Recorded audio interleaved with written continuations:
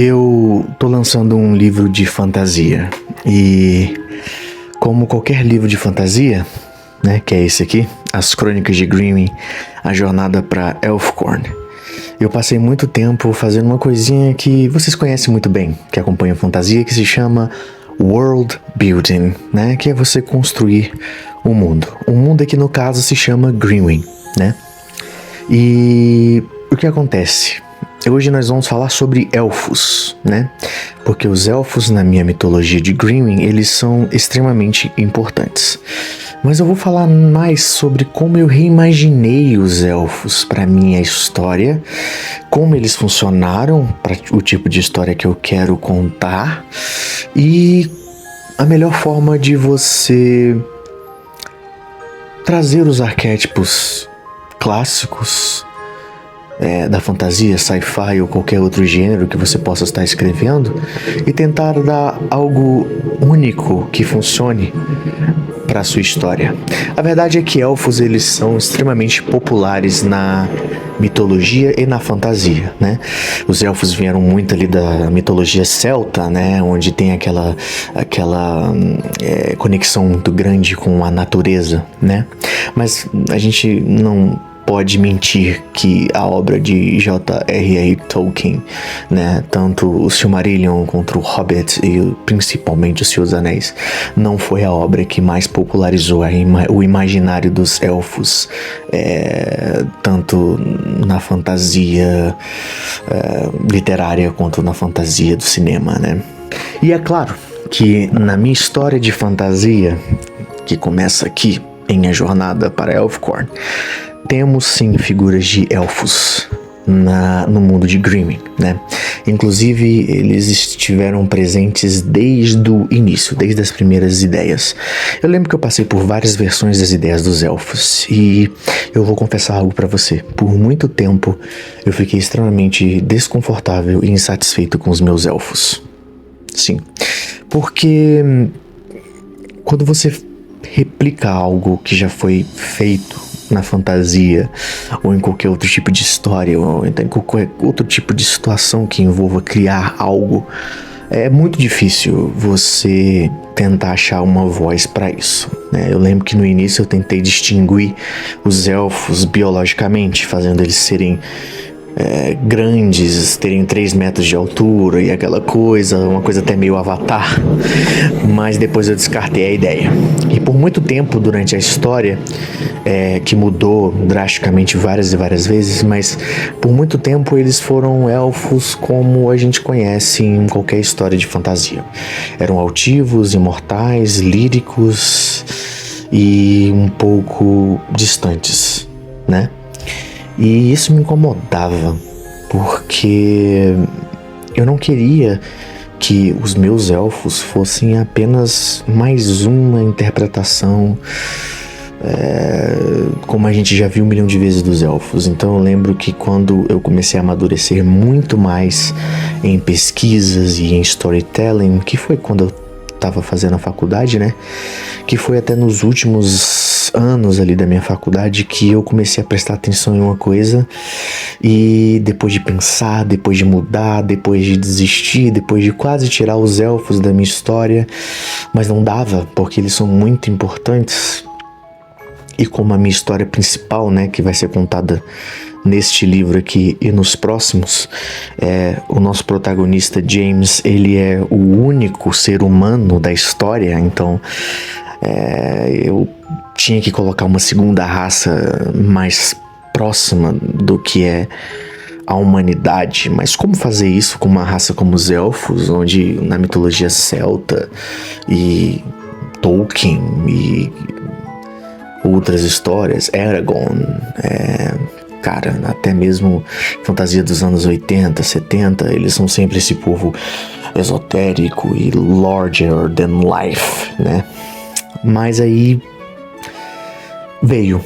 o estalo veio e a diferença veio. E tudo aconteceu por causa de uma coisa que eu percebi na vida real.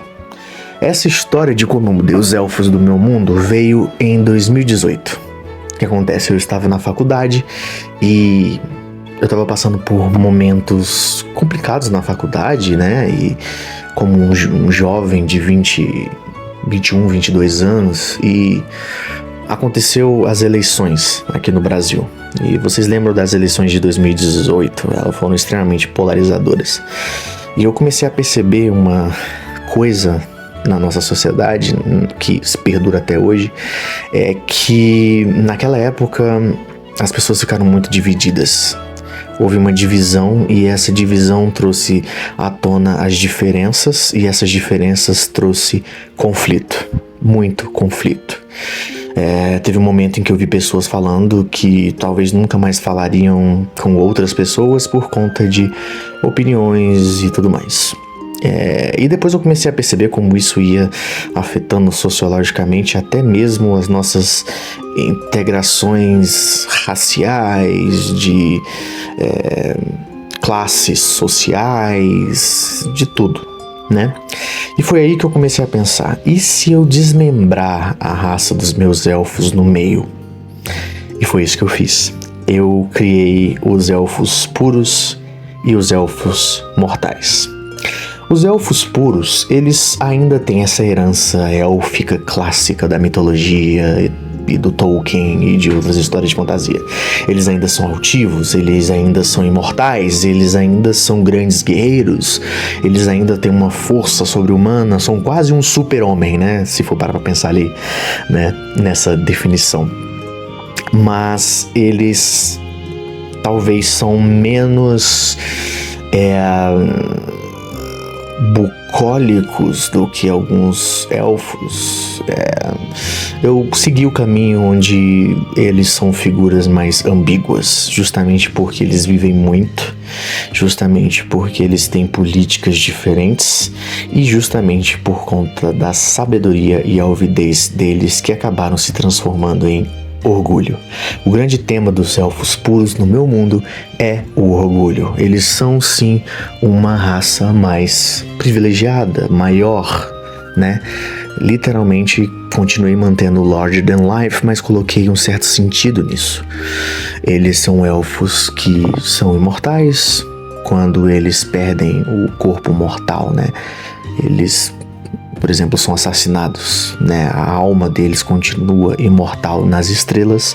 Eles têm uma cultura e uma quase religião onde eles levam muito a sério as estrelas. Eles acreditam que as estrelas que estão no céu são sim antepassados deles e grandes elfos puros do passado, e que dentro deles essa luz pura é o que faz eles talvez serem a raça mais próxima do espírito da luz, né? O Lughan, né? No meu mundo, que é o espírito criador, né? Ele é como se fosse o Deus do meu mundo, espírito da luz.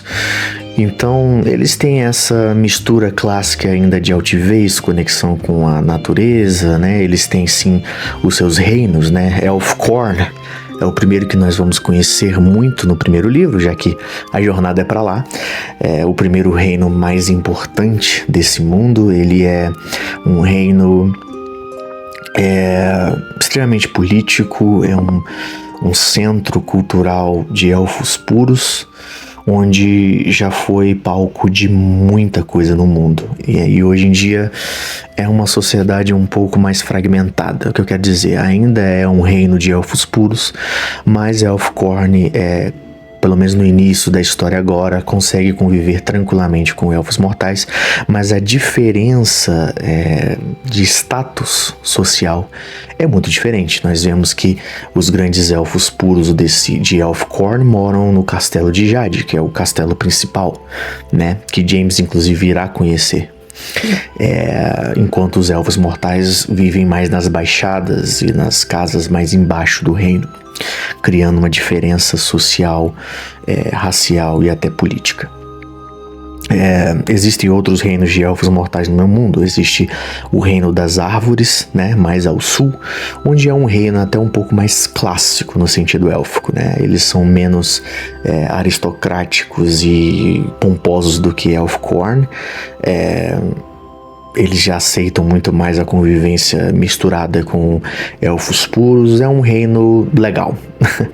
Temos Aethelgard, que é um reino de elfos de gelo, que é lá no norte. No norte, quase o nordeste de Greenwin. Eu vou colocar o mapa aí. Aethelgard é um reino dos elfos de gelo. São elfos puros que cresceram nas montanhas entre as neves e se acostumaram com essa vida mais difícil, gelada. Não tem muitos elfos puros por lá, mas não é só... elfos mortais, foi mal. Não tem muitos elfos mortais por lá porque... Não por conta de algo político, como Elfcorn às vezes é um pouco desigual em sua estrutura, mas sim porque de natureza os elfos mortais são elfos mais sulistas, gostam mais das áreas baixas de Greenwin, eles não se acostumam tanto com o frio. Mas os elfos de Aethelgard são um pouco mais abertos, sim, aos elfos mortais, apesar de que, cara, existem elfos puros que são extremamente bondosos e eles inclusive lutam pelos elfos mortais, mas claro que existem aqueles em todos os lugares que não gostam muito dessa mistura. E aí leva a gente para os elfos mortais, que são a segunda raça dos elfos. Elas têm uma origem de uma mistura miscigenada entre o sangue élfico e humano, de muito tempo atrás. Na história de As Crônicas de Greenwin, a gente está no 5º ciclo das estrelas. Cada ciclo das estrelas dura 1000 anos no meu mundo. E significa que nós estamos no 5º ano, ou seja, já tivemos mais de 5000 anos de história. E essa história dessa diferença dos elfos já existe desde o 2º ciclo das estrelas. É uma história antiga. Os elfos mortais são um povo bem sofrido. E foi aí que eu achei algo que foi o essencial para tornar os meus elfos mais meus, diferentes de alguma saga, porque eu deixei eles mais humanos. Como o único personagem humano que eu tenho na minha saga é o meu protagonista, talvez ficaria um pouco difícil de fazer o leitor se aproximar de outros personagens tão altivos, né? Na minha saga existem centauros como uma sociedade escondida, existem minotauros como uma sociedade que vive numa ilha afastada, existem magos que... Eles não são só homens que aprenderam magia, eles são uma raça mesmo, uma raça que tem a canalização da magia vinda do espírito da luz, né, que a gente chama de Eteri, de uma forma muito mais fácil e mais rápida, né, do que as outras raças. Então ficaria um pouco difícil até mesmo para os elfos puros. Então foi aí que os elfos mortais caíram como uma luva, porque eles se aproximam mais da humanidade, inclusive ser muito bom até pro próprio protagonista, e acaba fazendo a história ser muito sobre mortalidade. Os elfos mortais, ao contrário dos elfos puros, eles não têm grandes reinos, eles vivem em pequenas vilas, eles vivem afastados, existem alguns lugares inclusive que ainda existe um pouco de escravidão em relação a eles. Eles são um povo que foi escravizado no passado e eles estão sempre tentando sobreviver, né? Muitos deles sofrem de como é que eu posso dizer?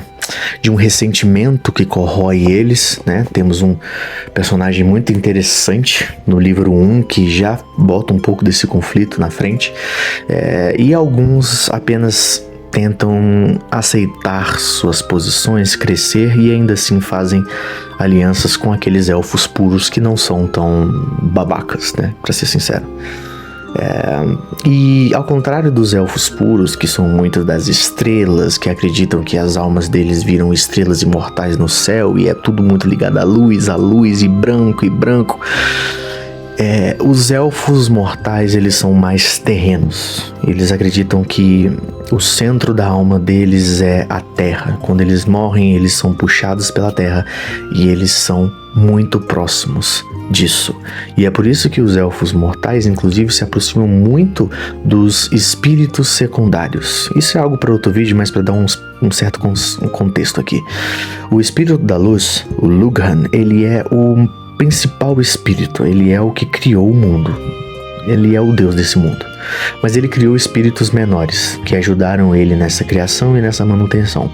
Um deles é o espírito da terra, né? E esse espírito da terra, ele é muito próximo da cultura dos elfos mortais. Ele acaba sendo um espírito ali onde os elfos mortais acabam sim se envolvendo mais do que os elfos puros, né? Os elfos mortais, eles são mortais, ou seja, eles morrem e não há nada.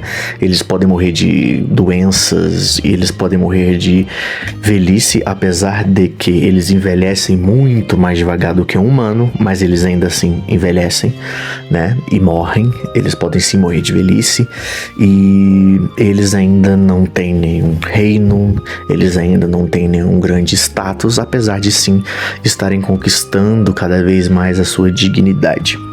Então essa foi uma das formas muito interessantes, porque o que acontece? Existem 2 personagens no primeiro livro e no resto da saga que são personagens que eu amo muito e que eu gosto muito e que eles são essenciais para a história. Eu não vou falar o nome deles ainda, mas eles são sim 2 elfos mortais que vão acompanhar a história junto com a gente. O mais interessante é que na nossa comitiva original, né, nosso grupo original no livro, existem esses 2 elfos mortais, cada um deles estão passando por um certo arco diferente de transformação, isso é muito legal, mas existe também uma elfa pura entre eles, e ela nunca trata eles com desdém nem como menos. Isso é algo muito interessante, porque mostra que realmente nem todos os elfos puros vão ser preconceituosos e arrogantes demais, assim como também nem todos os elfos mortais vão ser virtuosos em sua pequenez, né? Alguns são muito ressentidos e alguns levam isso para um lado muito extremo. Isso é algo muito legal que eu consegui trabalhar, né? Gabriel, significa então que é tudo uma alegoria para nossa vida real, racismo e essas coisas? Cara, eu gosto mais do termo aplicabilidade, né? Eu apliquei a uma coisa que eu percebi no nosso mundo, que foi as divisões, que foram pessoas se dividindo por conta de raça, de opiniões, de status, e apliquei isso à fantasia, à raça, né? Quando você estiver lendo, você pode ter a interpretação que mais te caiba bem, mas acredito que isso foi algo que manteve os elfos do meu mundo mais do meu mundo, né? Eu gosto disso, e foi quando eu finalmente me senti muito satisfeito com a construção de mundo desses elfos, né? Eu acho que agora eles não só têm mais personalidade própria, não tem mais uma história e culturas e uma tensão e um conflito, porque esse conflito de raças, ele é um conflito muito importante durante as histórias que eu vou lançar nos livros, mas acaba deixando tudo mais intrínseco aos temas da saga, porque os livros vão falar muito sobre mortalidade, até porque nós temos um protagonista que é o único humano desse mundo fantástico, né? Então ele talvez é até o mais vulnerável do que os elfos mortais. E aí você para pra pensar, se os elfos puros têm tanto, alguns deles têm tanto preconceito contra os elfos mortais por conta de suas vulnerabilidades e imortalidades, o que eles acharão do herói principal da saga, que é a vulnerabilidade em pessoa, o humano, né? Então, basicamente é isso. No futuro eu irei fazer mais vídeos de world building aqui no canal, falando um pouco sobre as raças, sobre como elas se comportam, sobre os tipos de reinos. Hoje foi um pouco mais sobre os elfos e sobre essa reflexão de world building que eu tive em relação a eles, que demorou uns bons anos para encontrar o seu caminho, mas quando eu achei, acabou indo tão naturalmente que parece que a história e esses personagens e essa raça já eram para ter sido assim desde o início, né? Outra coisa interessante para falar para quem pode estar assistindo aqui e se inspira em criar uma fantasia ou alguma coisa assim, não tenha medo de ir nos arquétipos, não tenha medo de seguir a base que nós amamos na fantasia. Não tenha medo também de não querer usar elfos na sua história, ou anões, ou qualquer outras coisas assim. Mas se você for usar, tenta sempre pensar o que vai fazer esse arquétipo específico ser diferente no meu mundo. O que faz esses elfos, esses anões, esses centauros, ou esses sátiros, ou qualquer outra criatura mágica que você já viu em alguma outra mitologia, ou outro livro de fantasia, funcionar no seu mundo e ser totalmente seu, né? Nos meus elfos, eu acabei encontrando uma tensão política racial que diferencia duas raças e que acabei achando muito ouro narrativo nisso aí, né? Inclusive muito ouro que já está bem desenvolvido no primeiro livro aqui, né? As Crônicas de Grimwyn, a jornada para Elficor. Aproveitando, esse aqui é o primeiro vídeo do canal Mythopoeia. Esse canal eu vou falar sobre fantasia, mitologia e muito sobre Grimwyn. Esse canal vai ser uma porta aberta para aqueles que principalmente vêm do Instagram dos vídeos menores, onde eu vou falar muito mais rápido, postar novidades mais rápido. Aqui a gente tem um respiro maior, a gente tem um tempo maior para conversar, para falar sobre esse mundo, e eu vou usar aqui muito para ser um complemento das histórias dos livros, né? A gente vai lançar o primeiro livro, As Crônicas de Grimwyn, a jornada para Elfcorn, já agora, no dia 16 de abril, né?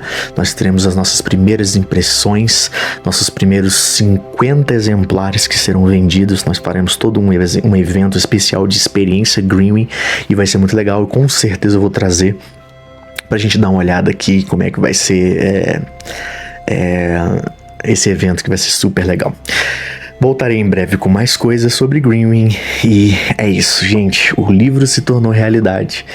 Ele está nas minhas mãos. Esse mundo existe e em breve você vai poder lê-lo. Que excitante, não é não? Valeu, gente. Sempre com você.